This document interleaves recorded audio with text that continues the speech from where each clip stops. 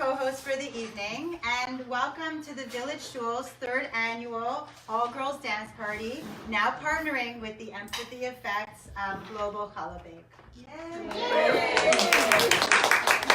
So someone, Risa, told me that any good Jewish event starts with a million thank yous. So here we go. So I wanted to start by thanking you all for coming. I mean, looking at the group, you braved the weather, you left your commitments and your families and your Shabbat cooking, and you're here to support this event, and we're so grateful for all of you for making it out, so thank you. I wanted to thank our brilliant friend and teacher, Ilana Kendall, who will be providing us with some words of Torah wisdom and setting the stage for our party tonight. There's been some amazing changes in Ilana's life this year, but we're so lucky that she continues to selflessly provide us with friendship and learning and wisdom, and we're so grateful to have you. Thank you. I wanted to thank my co-hosts, Stacy Granovsky and Lori Zuckerman. They're the reason we have sushi. They're the reason we have challah. They're the reason why the driveway has been shoveled. And more. So this event could not have, and ice. So this event could not have happened without you guys, and thank you so much. I wanted to thank Abby Simoli at the Village Shul for all the behind the scenes. She made the registration, she handles the calendars when we're all crazy for her, and of course manning the door, so thank you, Abby. Also wanted to acknowledge Hermes Bakery for donating 63 balls of challah, all of which need to be braided and taken home and either frozen for another time or cooked for tomorrow. So please do not leave any challah balls here. I also wanted to thank our amazing vendors who are, you probably met some of them, but they're at the back of the house. So Kim Smiley, of course, and her fabulous collection, Socially Conscious, Jewelry, and more. Today we have Bijou Treasures by Inga, featuring a beautiful range of clothing and accessories. Sharon Neese is selling her book, Brave the Waves, a program for building resiliency in teens. Thank you. And new to Toronto, but already fabulous in Montreal, we have Rachel Schultz Cosmetics, who are here. So welcome to Toronto, and we're all going to be your new customers. And of course, a very special thanks to Kim Smiley. Last year, Kim conceived of the Global Challah Bake in support in the search of Jesse Galganov, who has been missing in Peru. We have partnered with Kim and the Empathy Effect, hashtag Rise for Empathy. Again, this year, and you're going to hear more about that in a few minutes. Now, as some of you know, there is a righteous woman in our community who is very ill, but she doesn't want any prayers or recognition for herself. This woman, this beautiful woman, has asked us to do acts of chesed and kindness and pray for those people in our own lives who need prayers, who need healing. And it is in her merit that we are supporting the Empathy Effect's Global Challah Bake, where we're coming together as Jewish women, along with people from all around the globe, in unity to make challah and pray together. God willing, the force of our united prayers will be heard and will send refuah shalema, complete healing and recovery and safety and love to those who need it. And I'd like now to introduce Kim to say a few words.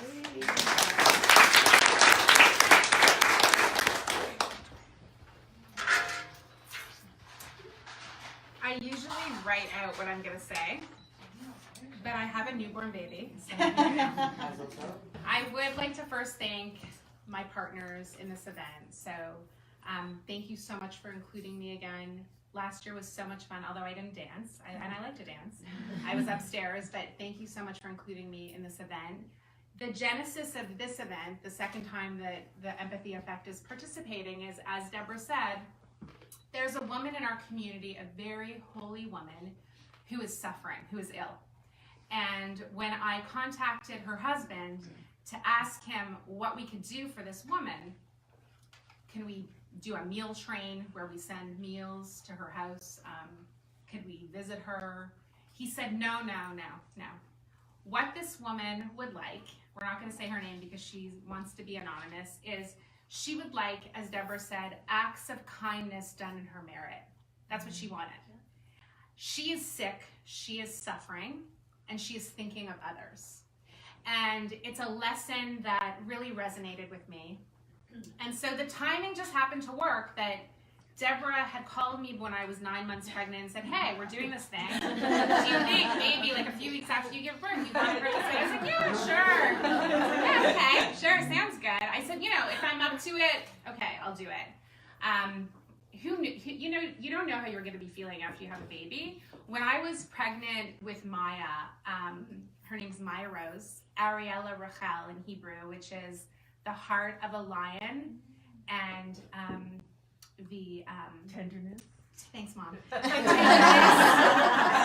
tenderness of a lamb. So like the heart of a lion and the tenderness of a lamb, the strength of a lion, and the neshama and the sweetness of a lamb. That's our baby's name. I say our baby because it's my mom's baby too. So when I lost my train of thought, what was I just saying? When I said 9 months pregnant. Okay, so 9 months pregnant. Okay, so the brain takes a beating a little bit. So when I was pregnant with Maya, it was the weirdest thing, because when I was pregnant with my first baby, Samuel, a boy, I was jumping off the ceiling with creativity. Like it was like oozing out of me. I could lift cars, I could fly. I had so much creativity. But with Maya, I was completely dead creatively. And as an artist, it's a scary thing, right? My livelihood is dependent on being creative. And when I was pregnant with this baby, that was such a miracle. Like, God knows she was such a miracle. I never thought I'd be able to have a second baby because the first one was a miracle too. When I was pregnant with her, it was like, I couldn't do anything. I couldn't work. I had a hard time thinking. Like getting out of bed and functioning, like sort of half normal, was like a big accomplishment for me. And some of you know that I was so excited. I got my own space. I have a home business. I'm like a mom boss. I had a home business. I got my own space on Wingold. I was like, yes, I am doing this, right? I'm going to be an entrepreneur. And as women, we doubt ourselves, right? We doubt ourselves. We have the imposter syndrome. We think like, oh, who am I kidding? Am I really a designer? Am I an artist? Like, what am I doing? Like, is this a joke? I got a space and it was like, okay, this is real. Sign the lease for the space. And then I took a pregnancy test. I wasn't feeling well and I was pregnant. I was like, oh, Hashem. Oh boy. Like I literally signed the lease and a week later I found out I was pregnant. So I was like, okay, there's got to be a message in this. So I hung on to the space for 6 months, and I didn't really do much with it. And all the time I had the space, I was kind of berating myself, like, what am I doing? Like, why am I doing this? Like, this is so embarrassing. Like, I had made this big announcement that I got this space, and like, this was supposed to be my big thing, and I'm finally a designer, and like, it's real, and it's not in my basement. And then I got pregnant, and I couldn't do it. So I kind of like, as women, I think we often berate ourselves and we feel bad about the things that just like aren't happening necessarily because the timing is right. But there's an expression in Judaism, and I might botch the expression. What is it, the expression? B'shah tova? Like the time will come, right? Like in your time, right? And so I had these incredible landlords on Wingold. Ashley Steinhauer. I was so embarrassed because I went to Ashley and I was like, listen, Ashley, 6 months after I moved into this space, I was like, Ashley, like, I can't do this. I'm really pregnant. And she's like, whoa, you're pregnant. I didn't even know you were pregnant. I haven't seen you around. And I was like, yeah, I've been staying home a lot. And she was so cool about it. And Ashley now is pregnant too. So b'shah tova to her. And she let me out of the lease. And so I'm back in my house. And you know what? I'm proud of myself because one of my neighbors whom I love, her name's Rita Teslan. She's like a famous jewelry designer. Everyone said before I moved in, you and Rita are gonna not get along because she's a jewelry designer and it's competitive and it's competition. And I'm so not about competition. I'm about empowering other women. And I was like, what are you talking about? That's crazy. But someone said to Rita, when I said I was leaving the space, they said, oh, so she failed. And Rita was like, no, she's growing a human being. And I was like, yeah, Rita. That's not failure. But it's so interesting how we do that as human beings. Like it's like called Schadenfreude in German. That's the only German word I know. It's called Schadenfreude. It's like taking joy when other people are failing. And so this guy who has, I don't even know this person, he's like, she failed. And you know what? I said to myself, ooh, that stings a little bit, like I failed, because I don't like to fail. It doesn't feel good, right? But then I thought about it and I was like, failure? Like I just gave birth to a beautiful baby girl, and that's not a failure. That's a miracle, and I'm gonna honor myself enough to say, amen, and Baruch Hashem. Thank God for those of you who are watching across the world, because this is being broadcast to all the followers of the Empathy Effect. We have over 75 countries that follow this nonprofit that was founded in 2015. Let me just give you a little short background about the Empathy Effect. So the Empathy Effect is really about testing a hypothesis. And the hypothesis is really simple. Is empathy infectious? And I decided to use a laboratory. And the laboratory that I chose was Facebook, because to me, there's nothing more toxic than Facebook. Mean, denigrating, pejorative. People are just so yucky on Facebook, right? But it's also a place where a lot of people are searching for goodness and for illumination and for joy. So I decided that I would do, and this was, I was working at UJA Federation at the time. I left my job at UJA to do my jewelry business full time. Thank you, Matthew Friedberg, my husband, for giving me the courage to do that. And I started the Empathy Effect a month after I resigned from my position at UJA. You can get that if it's important. So I resigned from my position at UJA. I started the Empathy Effect. It was a 365-day social experiment. And my hypothesis was that empathy is infectious. And if empathy can be infectious on the web, specifically on Facebook, this toxic wasteland, then empathy can be infectious in the world. So every day for 365 days, save Shabbos, I posted a true story and photograph, because I have a thing with taking pictures. And I posted a story about someone transforming the world through acts of empathy. Large and small, global and local, children, adults, animals. Because empathy is something that exists everywhere, but you have to have eyes to see it. When I'm in a low place, sometimes I get a bit low. When I'm in a low place, Jana, so Jana, Being Erica, this is the creator of Being Erica. Oh wow, I love that show. Jana and I went to McGill together. We were next door neighbors at McGill. Jana's a dancer. I won't get into the details. So what was I saying? You're talking about empathy effect. When you're in a low place. So listen, when you're in a low place, you don't see empathy. But when your eyes are attuned to empathy, you see empathy everywhere. So people asked me when I was doing the Empathy Effect, because for anyone who's a writer or a content creator, producing 6 days of content a week for a year with a photograph and a story, that's hardcore. I didn't really realize what I was getting into in the moment when I decided to do this project, but it was one of those things. I don't know if you've ever had this, but have you ever had, Naomi, have you ever had that idea? Naomi, my girlfriend Naomi came out tonight. I'm so excited to see her. Have you ever, wearing Toronto Public Library t-shirt, sweater. Have you ever had an idea that is like on your back and it haunts you? You don't do it, but it haunts you. Have you ever had an idea like that? So I thought of the Empathy Effect in 2010. And I wrote a business plan for it, and it basically sat there like getting moldy on my desk for 5 years before I did it. And people said to me when I told them about the idea, like, can I take the idea? Like, you're not doing it. And I was like, no, this is my baby, because I didn't have a baby at the time. I'm like, I'm waiting for my baby to be born. Like, no, you can't have my baby. And then when I quit my job at Federation, I decided to do it.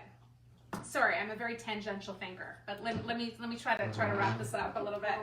So, okay, so basically I launched the Empathy Effect On day 5 of the Empathy Effect, and I've been in marketing my whole career in fundraising, we wrote about this man named Dr. Matthew Morton. Heidi Wilk is a friend of mine. She wasn't a friend of mine at the time, but she's from Montreal, where I'm from. But Heidi and I have since become friends. And I don't know if you know this story, but Matthew Morton got a brain tumor when he was 32, I think. The details are a bit fuzzy, but he was an OB at Sinai. He got a brain tumor, and he was given 18 months to live. On day 5 of the Empathy Effect, okay, so I started it, I think, in 2015. On day 5, it was his birthday. And my friend, my gorgeous friend Miriam Posner, wrote me and said, hey, did you know it's Matthew's birthday today? Because she saw a story on the news about it. And I was like, okay, Matthew Morton, he's going to be day 5 of the Empathy Effect. So I wrote about Matthew Morton. I put a picture of him and his family, and I said, hey, Facebook, let's sing this guy happy birthday. Because like, he is this beautiful soul, and he had 2 more kids since he was diagnosed with an inoperable brain tumor. And he won the Empathy or Compassion Award at U of T as a professor. I was like, let's honor this guy. Let's sing him happy birthday. And again, I've been in marketing my whole career. I was in marketing for 13 years. I have never seen an explosion like this. And it's not a testament to like my creativity. It's a testament to that we are searching for empathy. We have a thirst for empathy in our society because there's a paucity of stories about empathy. The news, look at the news. I can't even bear to look at it. You look at the news and it's all toxicity, violence, war, pain, harm, guns. It's painful to look at the news if you have an empathetic heart, right? It's painful. So I can't even look at the news lately. I don't want to be ignorant, so I check the news cycle quickly, like on my Facebook or whatever, but I can't even bear to watch the news. And I don't want my kids to watch the news because there's just so much pain in the world. But we're searching for empathy. We need it. And the thing about empathy is that you don't need to be born empathetic. Empathy can be cultivated. It's like a muscle. Like you go to the gym, I don't, but some people go to the gym and like they work out, right? They work. Stephanie, my best girl here, works out at the gym. She's my neighbor and she's like my inspiration. She got the, what is it called? The Peloton. The Peloton. Okay, so this is an ad for the Peloton because you just need to see Stephanie to see an ad for the Peloton. So once I can start getting some exercise, I'm gonna get on the Peloton at her house. But like, we're looking for empathy, we're looking for meaning, and the Empathy Effect filled that void, okay? So on day 5, let me get back on the train here. Day 5, we posted about Matthew Morton, and it was like an incredible explosion. It was shared thousands of times. Everyone from Mumbai to Bali to the Philippines. It was so gorgeous. Like, I'm a crier. Like, I don't know if you're a crier. I'm a crier, and I was just crying that day. Day 5 of the Empathy Effect. Not because my project was successful, not because I had thought of this idea and it was marinating in my imagination for 5 years, and it was like, do you think anyone would care about this idea? Like, maybe this is just something that I think is really cool. But to have that chorus from the world of voices singing him. Someone said they sang him happy birthday. I'm like, no, it's a metaphor. To have this chorus of voices from around the world singing Matthew Morton happy birthday was just such a beautiful, humbling thing. And it proved to me that my hypothesis was true. Empathy is infectious. People want to be kind. My son, Sam, we have mantras. Like, I studied Asian religion in university. I was going to be a professor of Asian religion, so I'm really into mantras. So his mantra number 1 is be kind. Like, if he's terrible too. So if he's doing something like really like, you know, kind of like suspicious or being mean or whatever, I'm like, Sam, what's the mantra? Be kind, mama, be kind. Like, we want to be kind, right? And empathy can be learned. I don't think you can learn how to be an empath. An empath is born, right?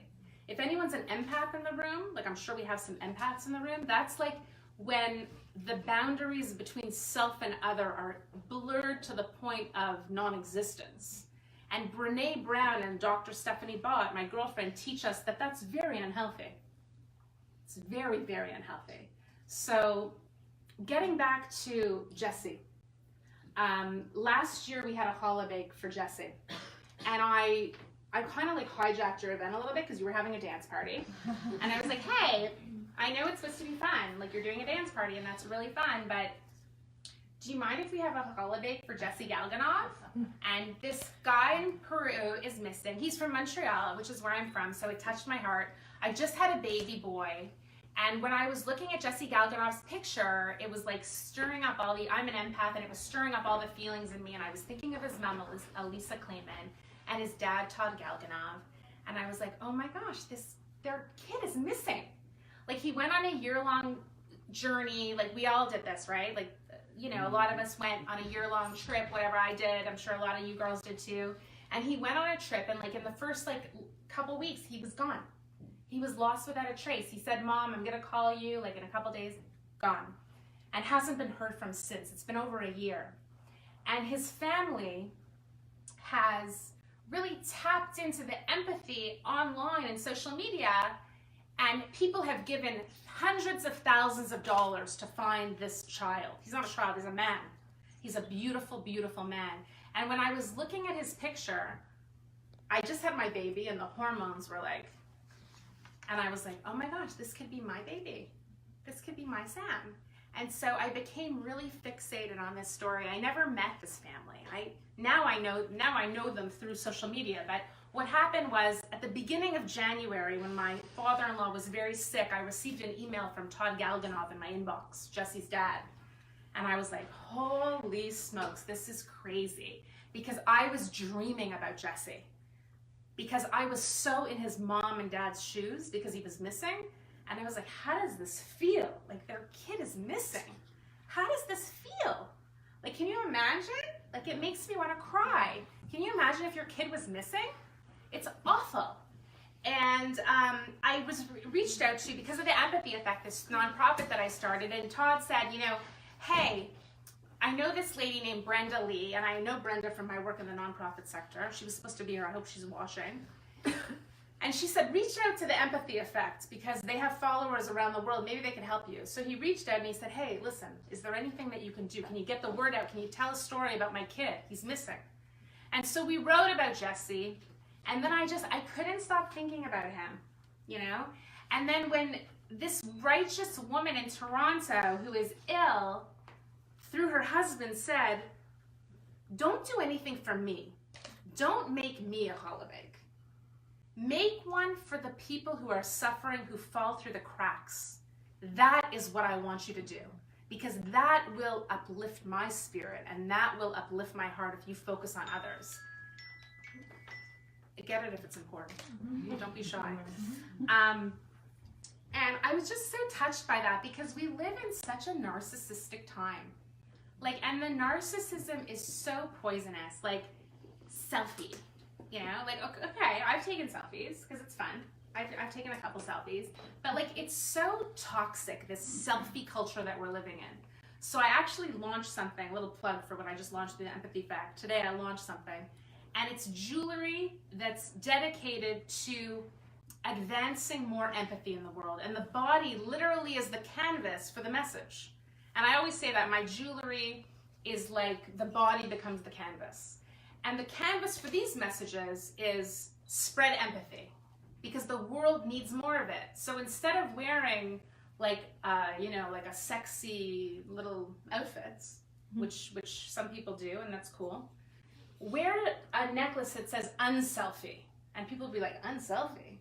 What? And then have a conversation about the fact that this is a really narcissistic time we're living in. And the messages need to change. We need to disrupt the messages. Because the message is me, myself, and I.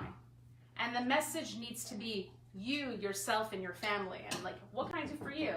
And when I was talking to this woman's husband, it disrupted my thinking. Because I was like, okay, let's do a challah bake for you. Let's do a meal train for you. And she was like, no, let's do something for other people.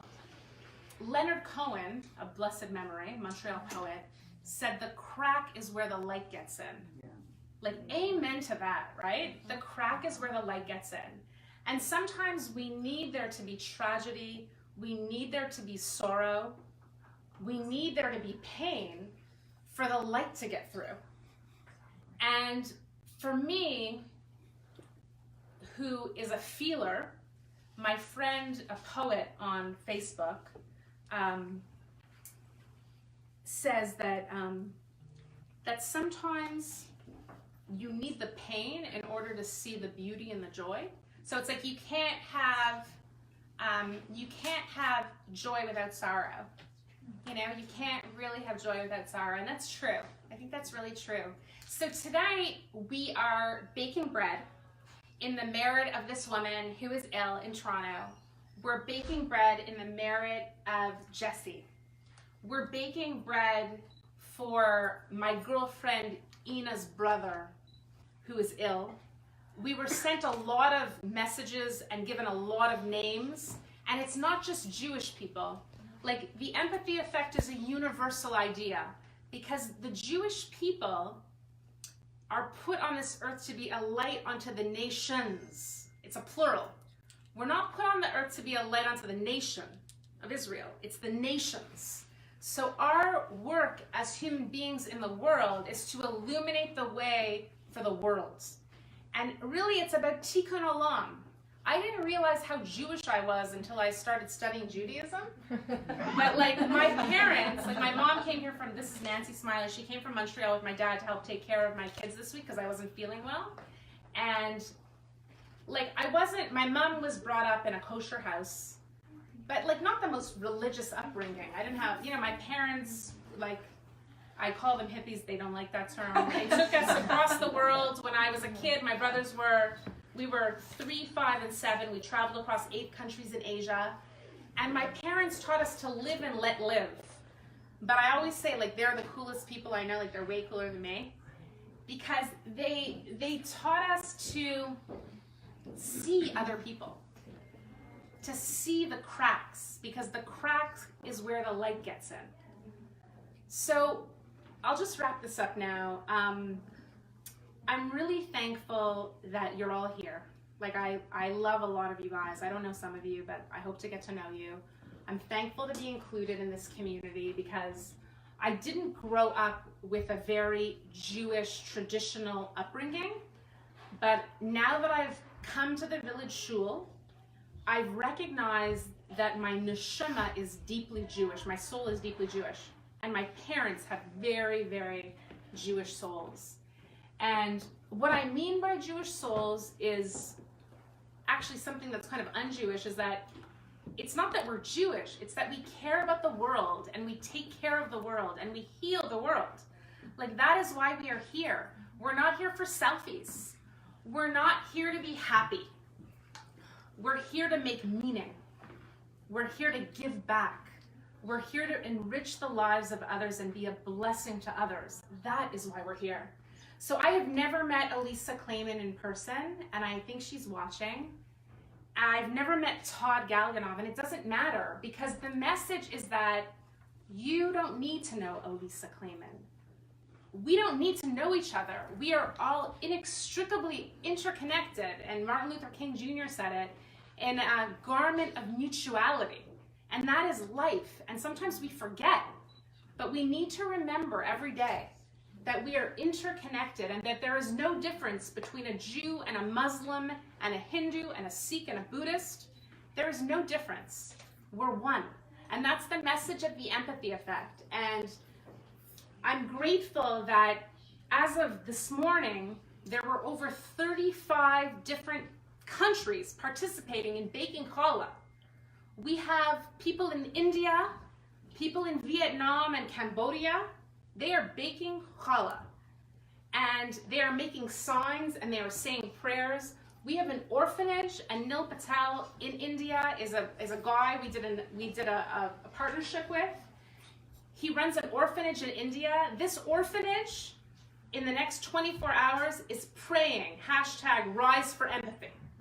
If that doesn't tell you that the world cares and that there is an open heart for empathy, I've never met this guy, but it's like through the medium of social media. We don't need to meet. And social media isn't bad. It's actually a gorgeous thing if you use it in the right way. So we have over 35 countries participating, and I believe we're going to have more. People praying for the sick, people who are struggling mentally. I just want to give a shout out to my girlfriend Stephanie, because she works with an organization. I always get the acronym wrong. TICP. What does it stand for? Toronto Institute for Contemporary Psychoanalysis. Toronto Institute for Contemporary Psychoanalysis. So Dr. Bott, Adrienne Gold made a shidduch. She's like, this is the best shidduch I've ever made in my life. When she set us up, we're neighbors. And Stephanie's team is working on creating a free clinic in Toronto for people who can't afford mental health services. We need this. Okay, Baruch Hashem is right. Because a lot of people can't afford mental health services, and so they fall through those cracks that Leonard Cohen wrote about in his poetry. And I don't think this is a coincidence, okay? I think everything is divine. And I think that it's no coincidence that 100 years ago, in 1919, is that right? Freud started the first free clinic in Europe. And he had free clinics in Europe because the idea is that the body is no more precious than the mind. You know, when you're sick when you're struggling, when you're in pain in your mind, that's no different than having cancer or diabetes.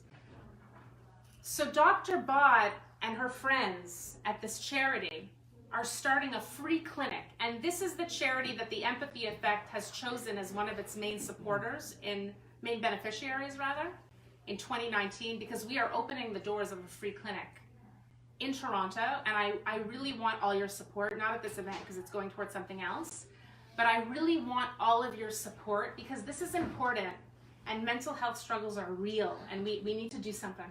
We need to do something about it. So thank you so much for listening. I hope that baking challah and coming together like this and having all these people across the world that are baking and taking these mundane ingredients like eggs and a little flour and some water and making it into something holy. I hope God hears our prayers. If you don't believe in God, I hope the universe hears our prayers. And I wish a very speedy recovery to this beautiful woman that kind of galvanized this event. And I wish that anyone who is suffering and who is alone, because loneliness I think is the biggest plague of our time. You know, we're so connected, but people are so alone. I hope that we bring light to those places of darkness. And I want to thank you all for being a part of it. Thank you so much.